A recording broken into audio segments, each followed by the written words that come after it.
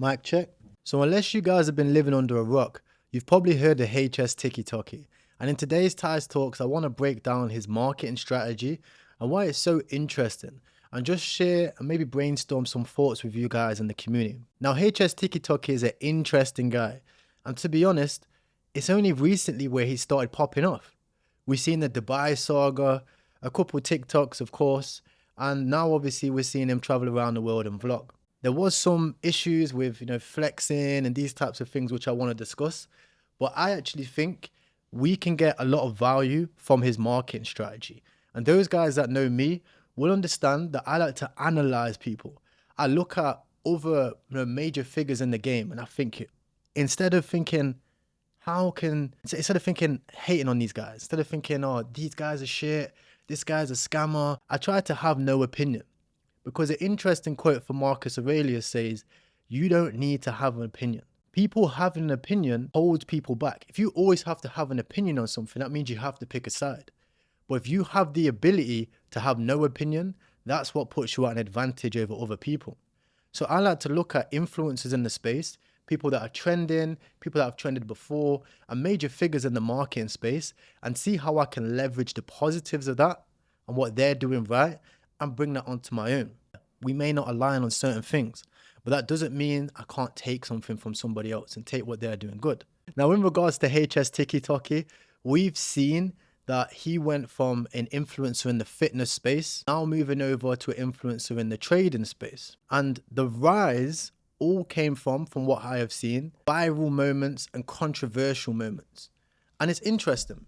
Even when you look at Andrew Tate and some of the big guys out there, it's always controversy what sells. Now, these guys are making bread, and it's often from the haters. And I've noticed, the more hate you get, more attention you receive from these algorithms, not the more value. You could drop a valuable thing, you could be heartwarming, it could be something super important to discuss. But if you can't fire up them comments and fire up that engagement with people that are just upset and get people arguing against each other, then you're not going to rank in the algorithm.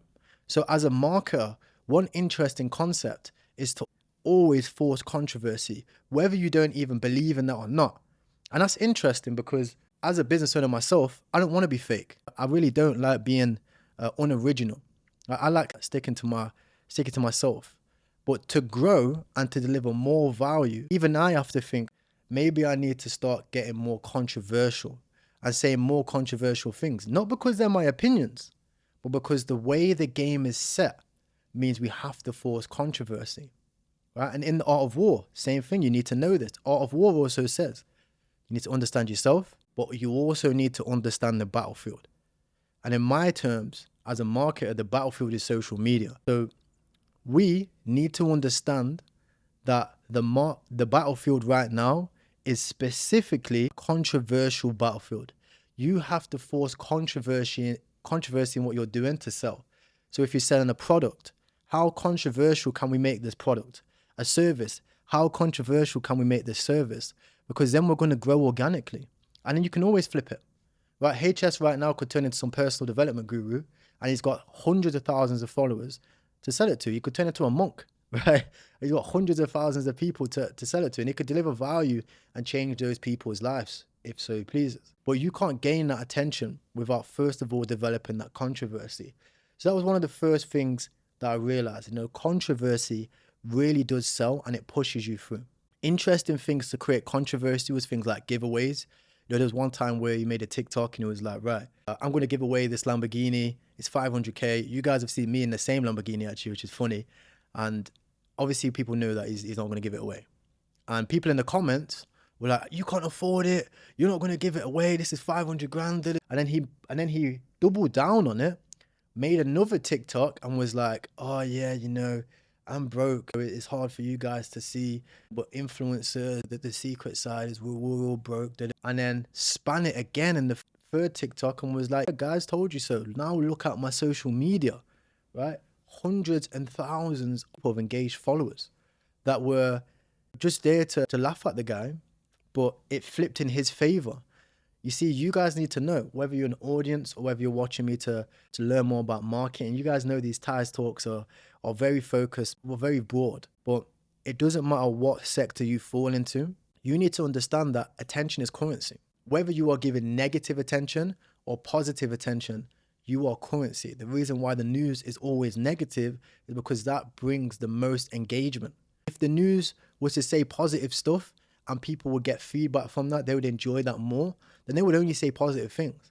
But the reason why the news is always negative is because that drives the numbers. You have to be numbers orientated in this game. Another interesting campaign that he also ran was viral stunts. He's now doing like viral activities, rolling up to chicks, chatting to chicks, X, Y, Z. And those viral moments are now getting clipped down and posted by other people for engagement. This means that you can spread across all different types of age ranges, all different types of countries and locations and social media, because what you say gets engagement. For instance, in terms of these Tyrelle Talks, right? If I was to come out here and say, ban all gays, or, if I was to come out here and say, religion's a scam, or anything controversial, right? And get people in the comments going, that drives the engagement. That clip can get cut down, and then people will put that on their own social media, and it will drive them numbers. And once they see that posting you gets them traffic, they will post you more. It's the same reason why Andrew Tate's growing. Yes, obviously he has the affiliate sector and the war room and all of these types of things. And yes, HS probably has the same thing. He probably has people that are joining in terms of affiliates to grow. However, normal pages and news pages and these clout pages will still share his stuff because his name now adds value. Same from Conor McGregor, right? You're noticing that these people that generate all of these followers is clean cut by controversy, right? Conor McGregor has 47 million followers. The other highest person, I think, is John Jones, who has 7. So he's got over 5 times the amount of reach and engagement due to sheer controversy. Sheer controversy alone, nothing else, right? Not based on his skill. Obviously, you have to have skills and back it up, of course, but more so based on his controversy. So if you have a product, let's say we have a product, and what was the biggest one recently? The biggest one I've seen on social media recently was actually sex chocolate. So sex chocolate, obviously, is a cool product, first of all. So if you're drop shipping or if you're selling a product service, you need to think viral product, first of all. That sells. But the interesting thing is, if you can make it controversial, right? If you can then put a spin on the chocolate and say, are you not performing? Get this, right? And cause some controversy and hit people, then you'll just rank numbers. You rank numbers left, right, and center, right? So many people have businesses right now, drop shipping stores, copy and paste and left things, and then they're wondering why their business is saturated, right? Saturation, again, is the biggest topic. I've been in this game 5 years. Every single year, somebody says something's saturated, but it's not. It's the spin on marketing that you're doing, right? Are you putting a spin? Are you thinking in terms of controversy, okay? Another interesting thing I've seen from him is his team. Not many of you know this, right? But his team isn't just General G. His team is a background of traders, right? Somebody called Switzy. If you guys don't know who Switzy is, Switzy partners with influencers like DMO DJ, for example, and other major influencers who have trading groups. Now, he has a trading community, good traders who obviously deliver a good service, right? Because if he didn't deliver a good service, nobody would buy the thing and it wouldn't last. So he spends a lot of time and money into R&D, and then he goes out and outreaches influencers to go and create campaigns to drive traffic to join his trading group. Now, I have no opinions on his trading group. And if you ask me and say, should I join it? Join at your own risk, right? I'm always going to say, Side Hustle Club, link in the description, is completely free. It's the best thing to start making money online. And as an investor myself, managing over $20 million, I personally believe that having a business is the best thing to do first as a process, and then you invest the profits. Because that way, when you are trading, you are not trading your salary, right? You're not trading and being under pressure to make profit, right? You're not basing your things off signals. You are being able to invest profit that you're making from a business.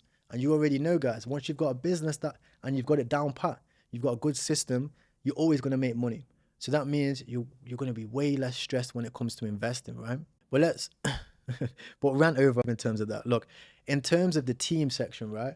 You've got Switzy and then you've got these other influencers, one of them being HS TIKKY TOKKY.